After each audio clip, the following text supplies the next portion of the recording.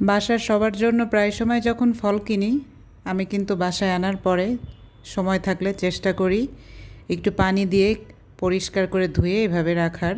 সেদিন বাজার থেকে একটা থাই পেঁপে আর একটা দেশি পেঁপে নিয়েছিলাম। তো অনেকেই থাই পেঁপে দেশি পেঁপে কিন্তু দুইটাই একই রকম মনে করে, কিন্তু আসলে না। এই যে সবুজটা হচ্ছে থাই পেঁপে, এই যে থাই পেঁপের রঙটা দেখেন কি সুন্দর একটা রঙ।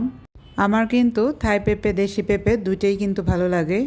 দুইটার টেস্ট কিন্তু দুই রকমের। আবার দুইটা পেঁপের রঙও কিন্তু দুই রকমের।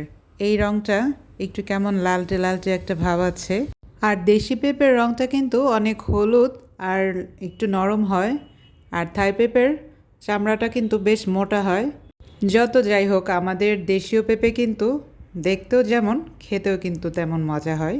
যদি পেঁপেটা মিষ্টি হয় তাহলে তো কোনো কথাই নেই। এখন কিন্তু 110-20 টাকা কেজি খুব সুন্দর সুন্দর পেঁপে পাওয়া যাচ্ছে।